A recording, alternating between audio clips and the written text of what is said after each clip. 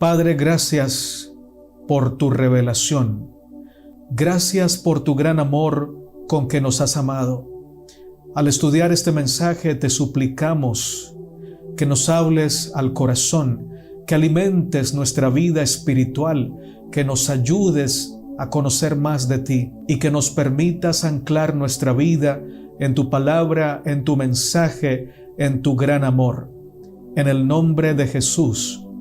Amén, Señor. En el libro de Hechos, capítulo 7, verso 2, encontramos el siguiente pasaje maravilloso.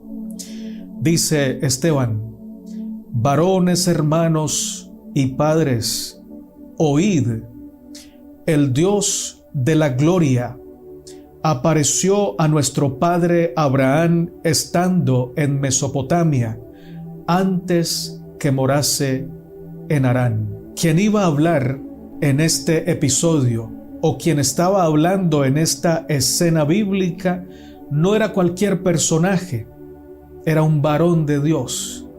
Si bien no somos de los que idealizamos a los personajes bíblicos, tampoco somos de aquellas personas que son ciegos o indiferentes para reconocer de que aunque la honestidad, la espiritualidad y la santidad es escasa y extraña en la humanidad, si hay hombres y si hay mujeres que viven en santidad, que viven para Dios, para gloria del Señor. Es más, diciendo esto me acuerdo del gran poeta llamado Max Ehrmann, que dijo lo siguiente en su célebre poesía llamada Desiderata: sé cauto en tus negocios, pues el mundo está lleno de engaños, pero no dejes que esto te vuelva ciego para la virtud que existe. Hay muchas personas que se esfuerzan por alcanzar nobles ideales. La vida está llena de heroísmo. No debemos irnos al extremo de pensar que los hombres y mujeres de Dios todos eran iguales y cortados con la misma tijera, porque no es así. Hay una gama de diferencias en cuanto a temperamento, personalidad e incluso fidelidad y nivel de conocimiento de Dios entre todos los hombres y mujeres de Dios registrados en la Biblia y obviamente entre hombres y mujeres de Dios que viven en nuestro tiempo. David fue un gran poeta de Dios, un gran cantante de Dios, un gran rey, pero cometió tremendos errores. Sin embargo, Enoc, Daniel, José, Josué también cometían errores, pero la Biblia no registra errores graves de estos varones de Dios. Su nivel de conocimiento de Dios, su nivel de relación con Dios los llevaba a reflejar en sus vidas el carácter de Cristo, del Dios viviente. Y tú también puedes ser así por la gracia del Señor. A más oración, a más comunión con Dios, más parecido con Jesús, porque más adquirimos de su presencia, más recibimos o más recepcionamos de su gracia en nuestra vida. Y Esteban, del que se habla en Hechos 6 y en Hechos 7, era uno de esos varones de Dios que reflejaban la luz del Señor.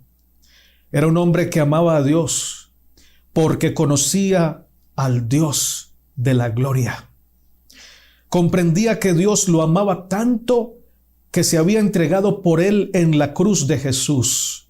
Este conocimiento transformó la vida de Esteban, lo convirtió en un hombre humilde que reconocía la grandeza de Dios y la pequeñez del hombre, del ser humano.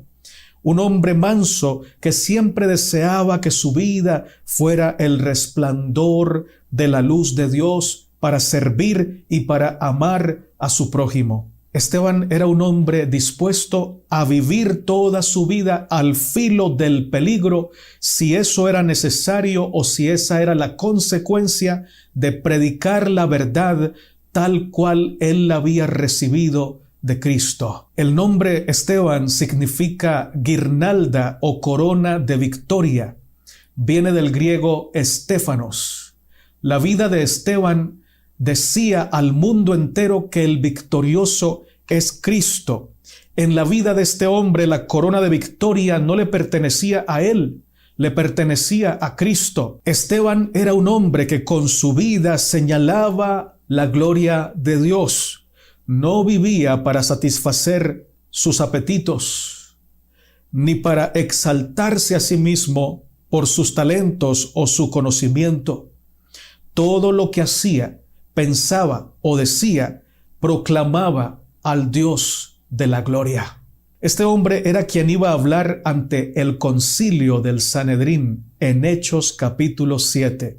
Por eso tenía la autoridad de pedir silencio, pedir que se escuchara lo que iba a decir, porque tenía un mensaje que dar. Y es que los hombres y las mujeres que permanecen en Cristo, que permanecen mirando a Cristo, son personas que tienen un mensaje que decir a la humanidad. No es un mensaje de ellos, es el mensaje del cielo que Dios ha depositado en sus corazones y en sus mentes. Ahora, ¿por qué Esteban estaba allí? No había sido llevado a causa de un delito suyo, no había cometido ningún delito.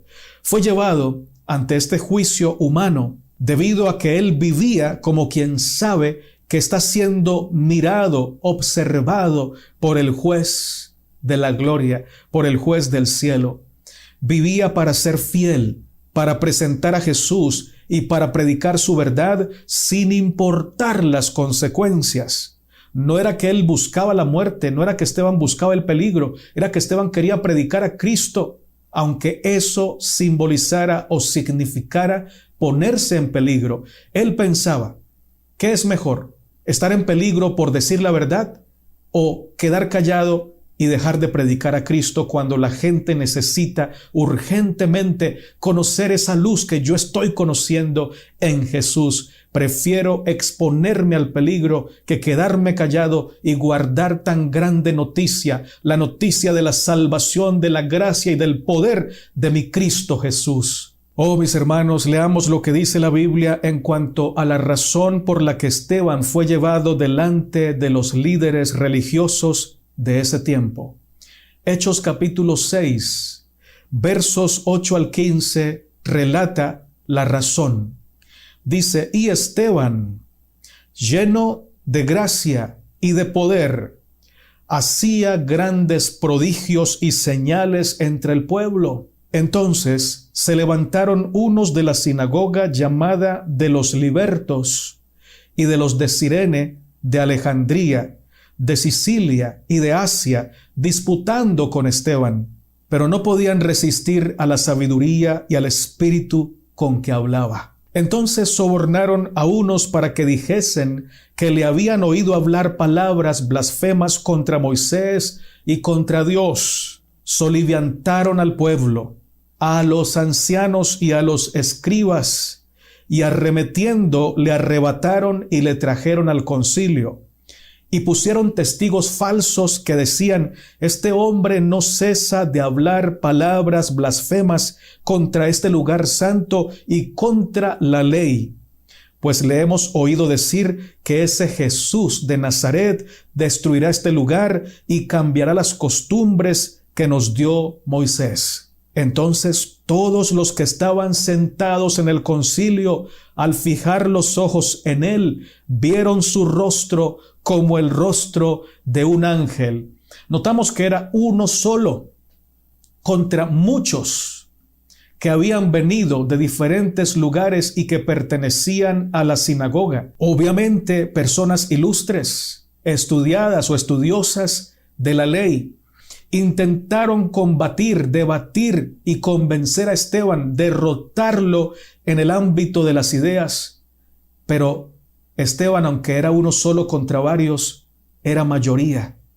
Porque aunque el mundo entero se levante contra un hombre de Dios o contra una mujer de Dios que está acompañada por Dios, el mundo entero contra él es minoría, comparado a ese hombre y a esa mujer de Dios que están acompañados por Dios y por todo el cielo.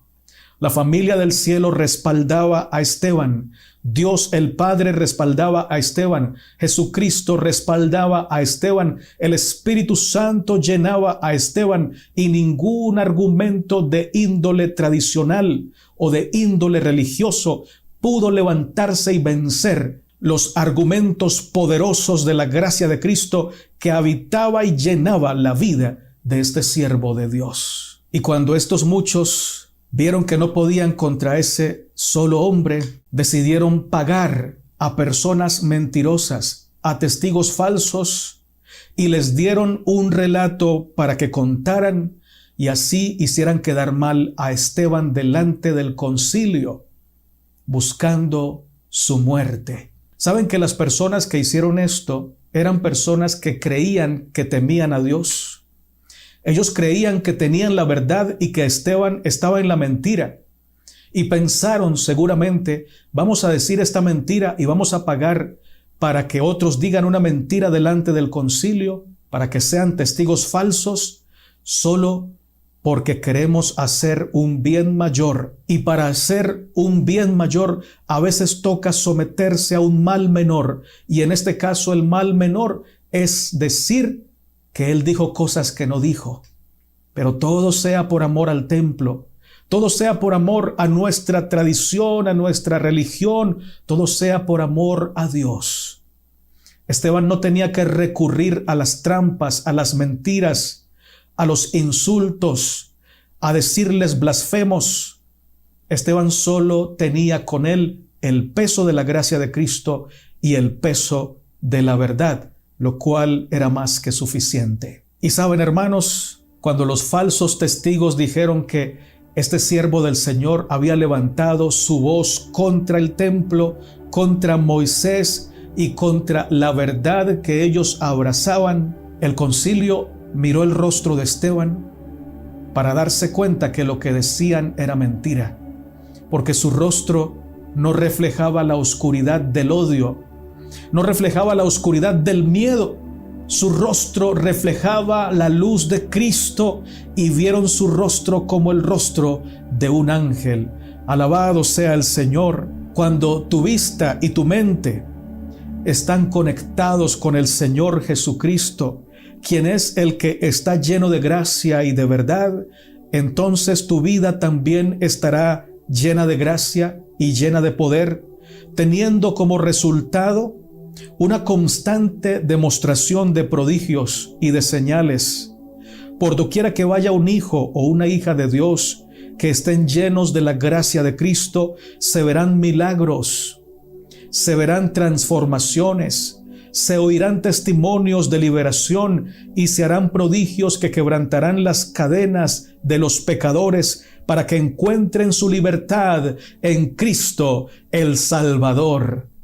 Sin embargo, con esas mismas señales y esos mismos prodigios se levantarán aquellos que son enemigos de la cruz de Cristo, que odian la paz, que odian el amor, que aborrecen la verdad y se levantan contra ella donde quiera que ésta se proclame. Estos amadores de la oscuridad van a acusar a los que aman a Dios, van a cuestionarlos, los van a tratar de blasfemos, se sienten amenazados por la luz porque están acostumbrados a la oscuridad.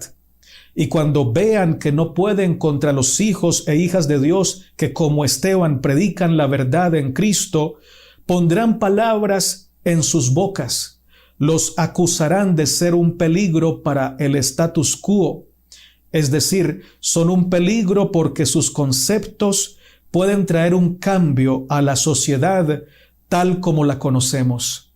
Sus ideales son peligrosos porque amenazan con cambiar lo tradicional, incluso la religión que se basa en la tradición y la interpretación de los hombres.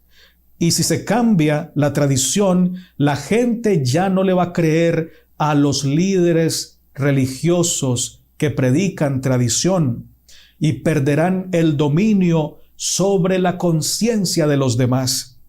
Perderán poder para influenciar a otros. Entonces decían estas personas que odiaron a Esteban: si dejamos que personas como Esteban sigan predicando a ese Cristo que viven y que predican, nuestra religión se hará pedazos.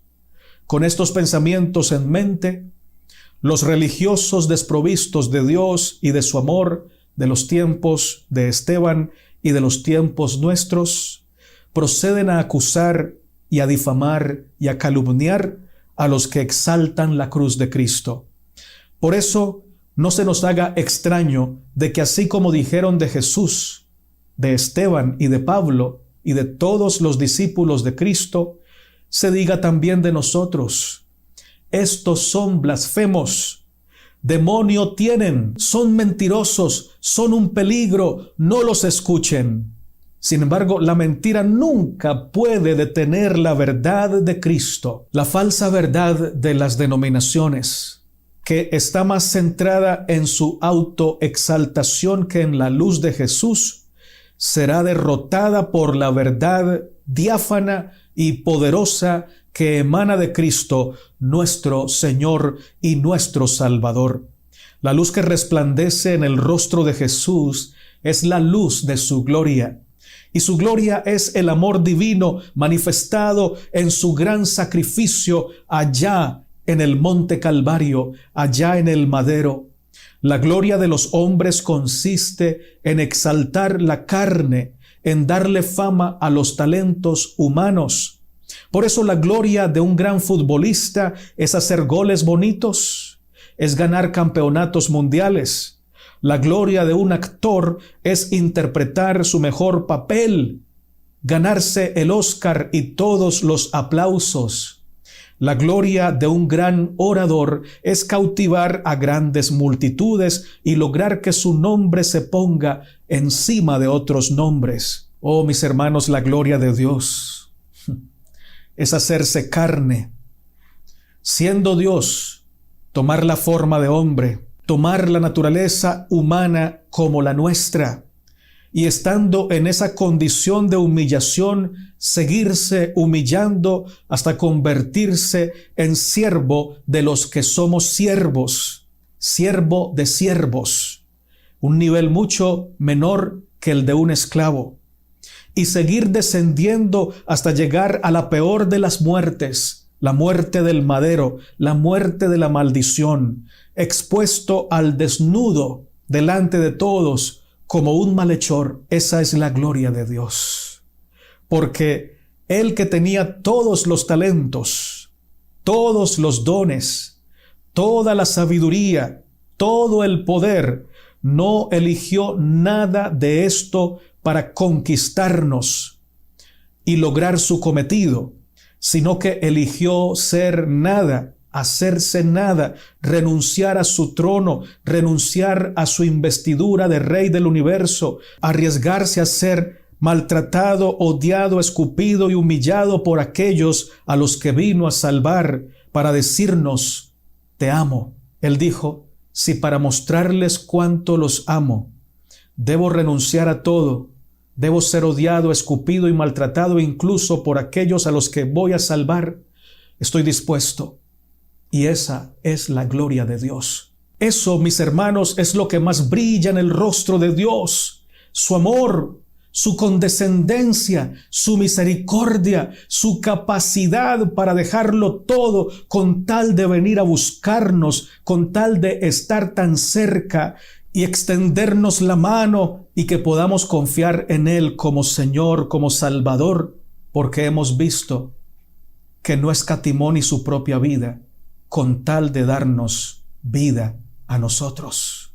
Esa es la gloria de Dios. La gloria de alguien tiene que ver con la hazaña o las hazañas más extraordinarias que esa persona ha realizado.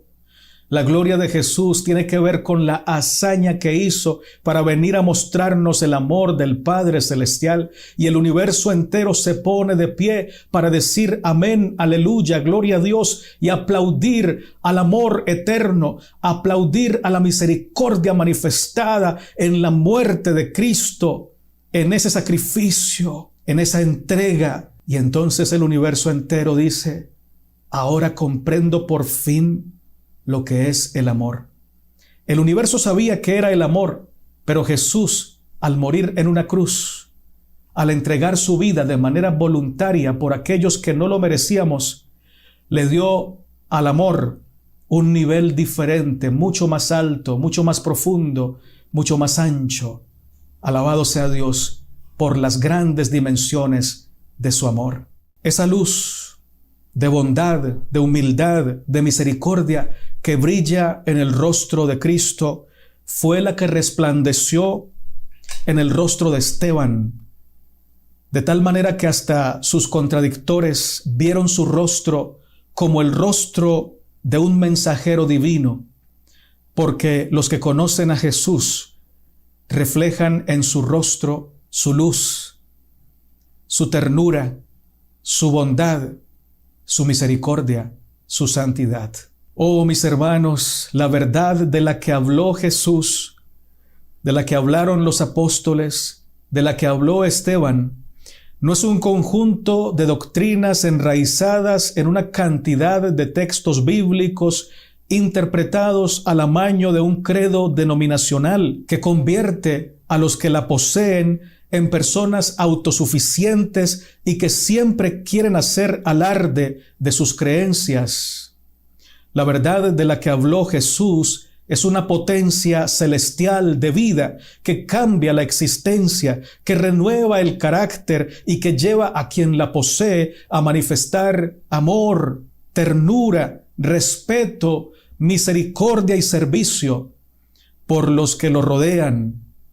Una persona que tiene esta verdad nunca procura exaltarse, nunca busca humillar al que cree diferente, nunca dice yo tengo la verdad y tú no.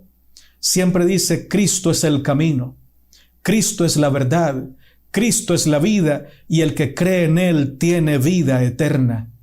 Esteban estaba lleno de Cristo. Sus palabras estaban llenas del poder de Cristo. Aún su mirada atravesaba los corazones de los que estaban en su presencia.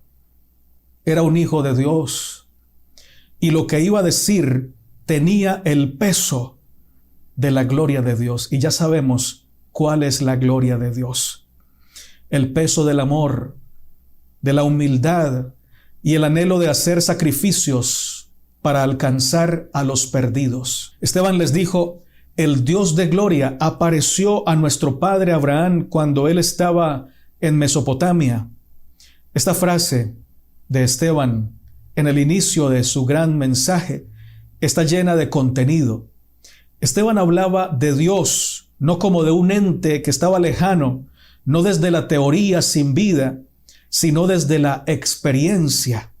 Conocía a Dios porque había recibido a Jesús como Señor y como Salvador, y por ello podía hablar de Él como de su Padre. Él es el Dios de la gloria, Él es el Dios del esplendor, es el Dios que hizo el más grande sacrificio para que nosotros tuviéramos vida. Cada quien habla de lo que tiene en su corazón, y Esteban tenía a Jesús y por ello podía hablar de Dios con amor, con poder y con autoridad. La pregunta es, hermano y hermana, ¿cómo hablamos tú y yo de Dios? No solo cuando hablamos, sino también cuando andamos en la calle, cuando estamos en el trabajo. ¿Cómo habla nuestra vida de Dios? ¿Cómo habla nuestro testimonio de Dios? Esteban estaba tan lleno de Cristo que aunque delante de él estaban unos falsos testigos diciendo cosas que él no dijo, su rostro brillaba como el rostro de un ángel, lo que quiere decir que él escuchaba las mentiras que estaban diciendo de él y no sentía odio contra ellos. No sentía rencor ni amargura. Los miraba con amor y por eso su rostro resplandecía como el rostro de un ángel de Dios. ¿Cómo hablamos tú y yo acerca de Dios? Nuestro testimonio demuestra que creemos en el Dios de la gloria, como el testimonio de Esteban lo demostraba. Otro punto a resaltar es que Dios apareció a Abraham cuando él estaba en Mesopotamia, un lugar donde abundaba la idolatría.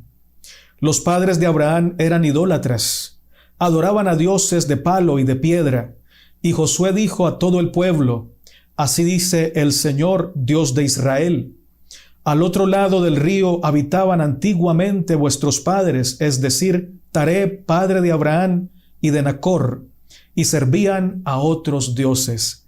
Josué 24:2. Hermanos, Dios apareció a Abraham cuando éste estaba rodeado por falsos conceptos de Dios, pero aún así lo buscó. Y es que Dios siempre aparece cuando estamos más necesitados de Él, aunque no lo merezcamos. Así como Dios apareció a Abraham y lo rescató de la idolatría, Dios quiere aparecer delante de nosotros para sacarnos del abismo. Déjame decírtelo más personalizado. Dios quiere aparecer delante de ti para sacarte del abismo, para liberarte del yugo de las drogas o de cualquier vicio, para mostrarte lo mucho que te ama y lo mucho que puede hacer con tu vida si entregas tu vida en las manos de tu Creador y de tu Salvador. El discurso de Esteban no comienza con una sarta de imprecaciones o de acusaciones. Comienza hablando con reverencia, con amor y con consideración. Llama a los líderes que están dispuestos a matarlo con palabras de respeto y con reverencia. Les dice hermanos y padres. Oh, mis hermanos, la forma de hablar de los que conocen a Dios los pone en evidencia. Uno se da cuenta de quién conoce a Dios con tan solo oírlo hablar y con tan solo oír cómo se refiere acerca de otros. Pero también la forma de hablar de los que no conocen a Dios los delata, porque tienen que maltratar y por debajear a los que ellos desprecian y a los que tienen en mal concepto. ¿Cómo estamos hablando acerca de otros? Ya reflexionamos en cómo estamos hablando acerca de Dios. Pero resulta que hay una conexión entre aquellas personas que hablan bien de Dios cuando hablan, pero también cuando callan. Su testimonio habla más fuerte, pero hay una conexión. Porque Esteban, que hablaba bien de Dios, sabía referirse a los demás con todo el respeto, con todo el amor, como quien busca salvar o mostrar la salvación de Dios a su interlocutor e incluso a su contradictor. Dios se apareció a Abraham a pesar de que éste estaba rodeado de idolatría y paganismo. Dios aparece en tu vida aunque no lo merezcas y aunque no lo conozcas, para darse a conocer, para libertarte y para hacer de tu vida una vida de bendición para gloria de Él y de bendición y servicio para los demás.